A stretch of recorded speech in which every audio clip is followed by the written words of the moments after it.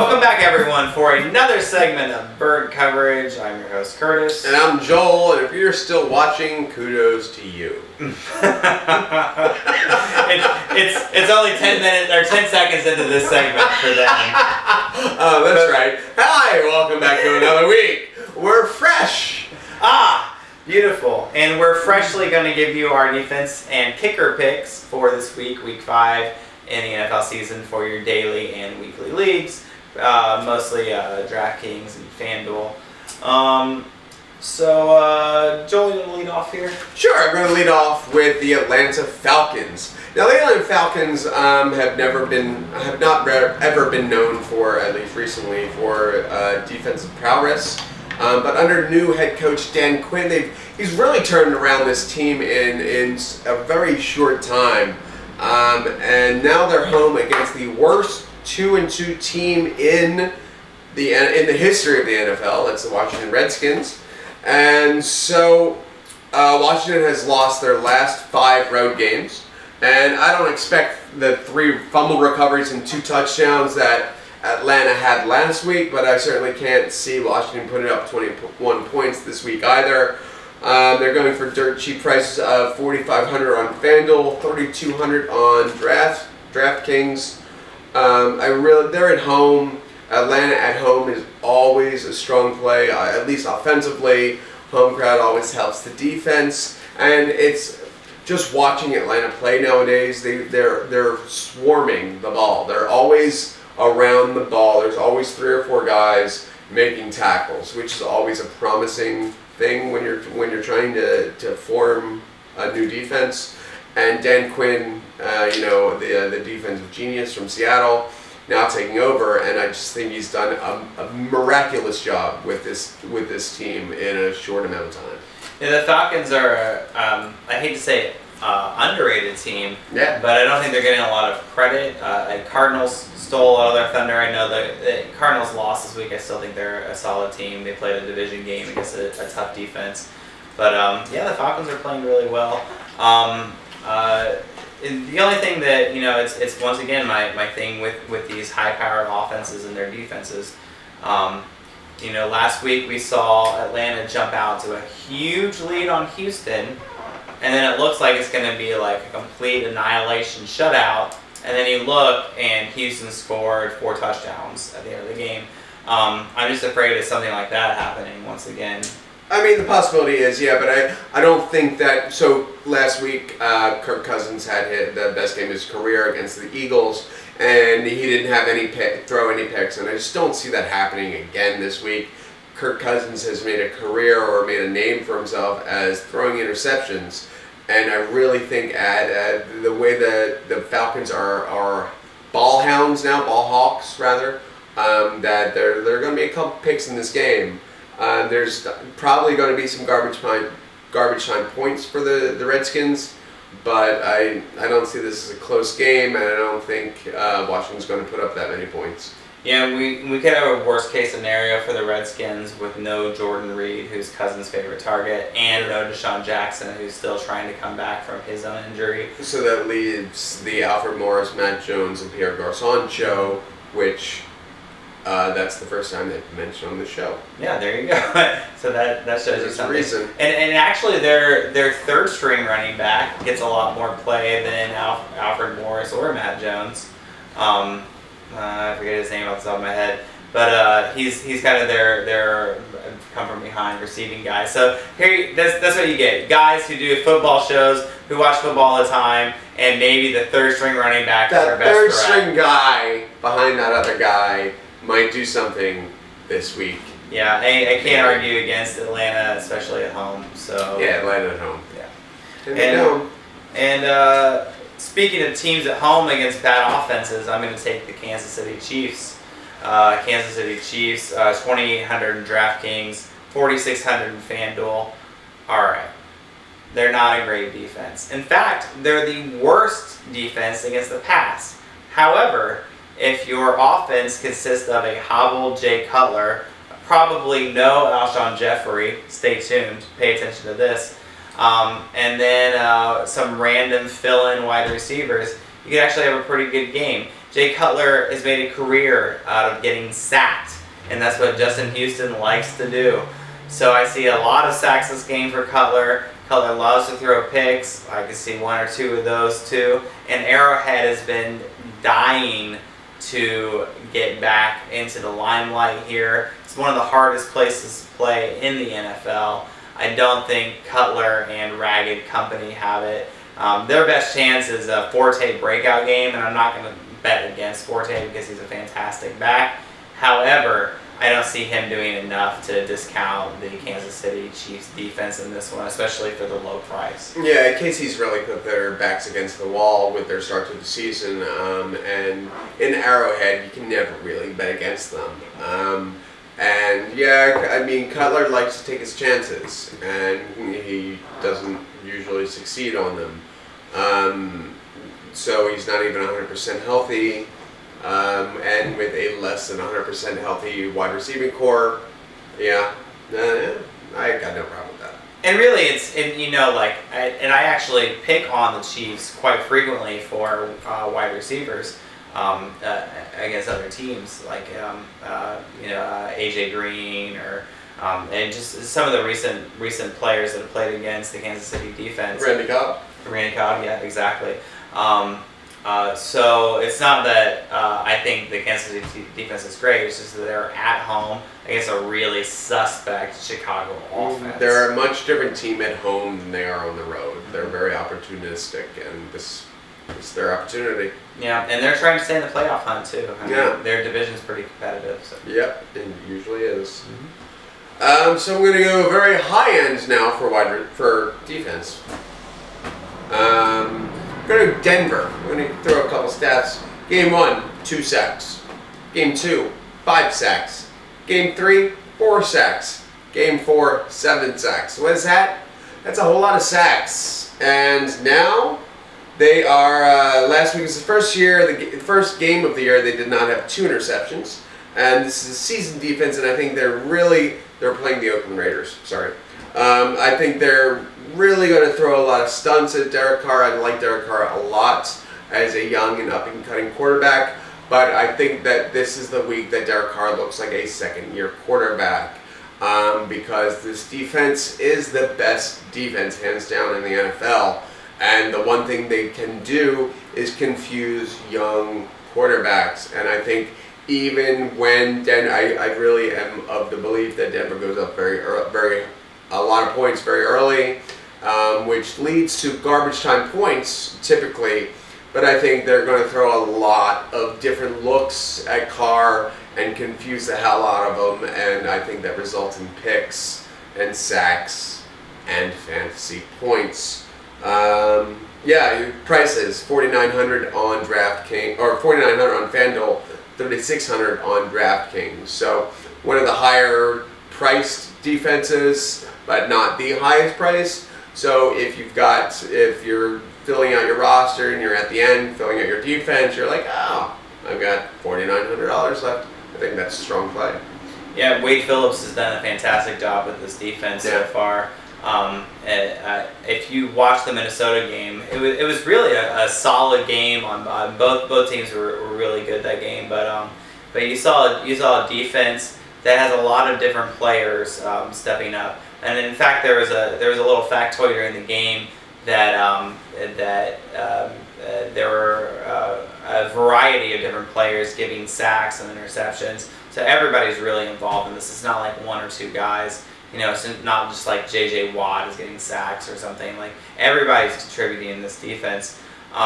So yeah, I certainly think it's a safe play. But as we mentioned in the earlier segment, I actually think the Raiders are going to put up a fight at home against Denver. But that doesn't mean that I think they're necessarily a bad play either. I think it'll be a closer game than a blowout. But I still think Denver is a safe play. Yeah, the only thing we differ on is that I think this game is a blowout, and I just think that they, as opposed to Derek Carr and the Oakland Raiders offense being able to take advantage of garbage points like the Jacksonville Jaguars have done on numerous occasions this season, I just think that Denver, they're so seasoned. Like, you've got a bunch of very smart veterans on that defense that they're just going to confuse the hell out of Carr, and there will be some ugly moments. I'll say the biggest problem for Oakland, and I'm going to be shocked to say this, is if Crabtree doesn't play, because he and Cooper have actually been neck and neck. I know Cooper's getting more of the headlines, but Crabtree's been fantastic this year, and he's dealing with some injuries, and that would mean that Cooper is being covered by Aqib Talib, and then you have insert third receiver here, who could be like Andre Holmes or You've got the Seth Roberts vulture, who is vultured touchdowns in 2 weeks, and he should have had one last week, but it was called back. But yeah, like Seth Roberts is a sneaky touchdown play if you're not playing in the PPR leagues. Yeah, but Seth Roberts, sorry to say, is still no Michael Crabtree. No, I'm not saying that by any stretch of the imagination, but it's funny that he's kind of like the Willie Snead of the Oakland Raiders. Oh, okay. I can see that. Yeah. I understand what you're saying. Yeah, so if Crabtree doesn't play, then I'm more on board on this because it would give them just another option. We'll completely double team and shut down Cooper. So, and then Latavius Murray, Mm-hmm. you're done. Denver's not great against the run, but they played good running backs too. They played Jamal Charles. They played Adrian Peterson. So you can't take a lot in that stat quite yet. I know you'll see that green number glowing. It's like, oh, they're bad against the running backs. I'm going to play Latavius Murray, But it's really like if you just follow stats, like that's great.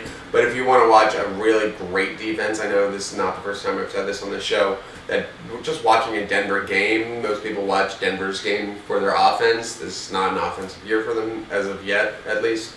But the defense just it's really fun and amazing to watch. It's really one of the they're the best defense in the NFL in my opinion, but I think they're not getting as much recognition as they should be. Just I think in the history of the league in recent memory. Yeah, they're overshadowed by their offense's laurels. Completely, Yeah. absolutely. I agree with that. All right, I'm gonna throw out a low end defense here. Jacksonville, God, you're so good. You know me so well. Tampa Bay. No, you got it. You got it the first time. Did I? Yeah, you did. Shut up. Nailed it. I had no idea. Yeah, Jacksonville, because they're playing Tampa Bay. Tampa Bay. That's right. The Jameis Winston turnover machine is in full force right now. We've seen it way too many times, especially if you're a Buck fan. Jacksonville has been extremely competitive, except for one game against the Patriots, but who is competitive against the Patriots? The high-powered Steelers offense, when they had Roethlisberger, looked pretty bad, actually, against the Patriots. I don't know who their equal is. It could be another one of those 15-0 or 16-0 seasons for the Patriots. We play 16 games now. Yeah, sorry. How old are you? Oh, wow. I'm that old. No, I was thinking about something else, I swear. Yeah, it could be another 16-0 Patriots year. Anyway, we're talking about Jacksonville and playing against the Bucs. Jacksonville has shut down, not the greatest offenses so far. One of which was the Redskins. It was a close game, albeit, but they did lose. They beat the Dolphins, and they played a very close overtime game against the Colts.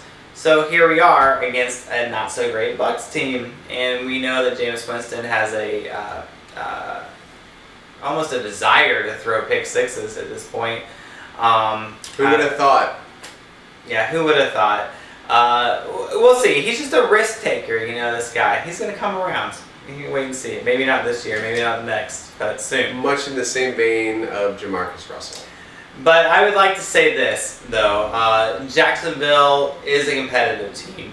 They probably won't be a 500 team, but they're going to be in a lot of games that maybe they shouldn't be in. They have a solid running back. They have a decent wide receiver core. And what that means is on offense, it offsets you on defense, so you don't have to play a crazy aggressive defense. You don't have to give up big plays. I could see them easily. I mean, they're going to get sacks. The offensive line for the Bucs is really bad.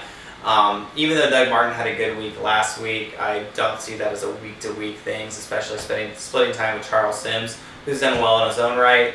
I could see pick six, obviously. That's something that could happen. And it's a interstate battle, Florida battle. It's going to be a defensive struggle. I think Jacksonville, for their cheap price of $2,700 in DraftKings, $4,300 in FanDuel is a safe bet. Yeah, I have no problem with any of those statements, because you know what happens when you beat. Never mind. It's another segment. Sorry. You want to talk bad about the Bucs? Go ahead. No, that's fine. I've done enough. I mean, 4 interceptions last. Hey, I'm the Bucs fan. I could have picked the Bucs defense against Jacksonville. No, you couldn't, but I worry.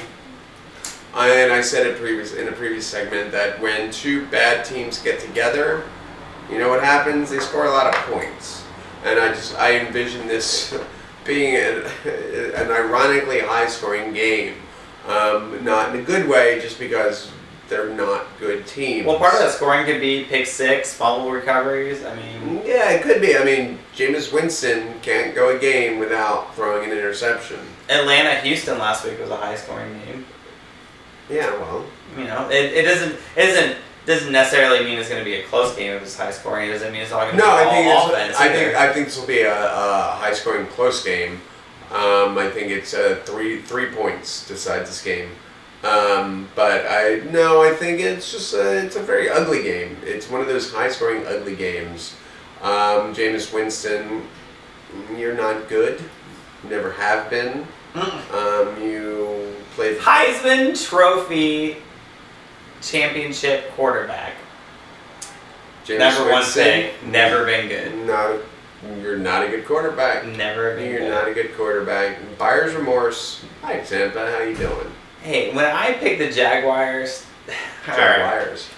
Yeah, the Jaguar. Jaguar. That's not how they say it. Jaguar. Yeah, I'm already jumping on my Bucks. You don't need to just stomp on all their hopes. You're right, because you have not done that to me at all during any of these. When was the last time I ever said anything bad about the Eagles? You're right. I apologize. My bad. But you know what? I feel bad because I know this is the defense segment, but we didn't touch on the Thursday night game, and we very rarely do, which is more because we film this on Wednesdays. But I really like DeAndre Hopkins this week. I know this is some wide receiver. Oh, wait. Let's just do we'll do a special Thursday segment for you. Okay. Yeah. I like DeAndre Hopkins too. So if you're watching this, you're getting a preview of that. We'll do a special Thursday. I'll get it out to you real quick. But I want to. Do we have another defense, or is that it for defenses? No, that's it. All right, awesome. Kickers. You want to say it? The official kicker of Burnt Coverage is Josh Lambo. He's been great all except 1 week. Former professional soccer player, MLS player.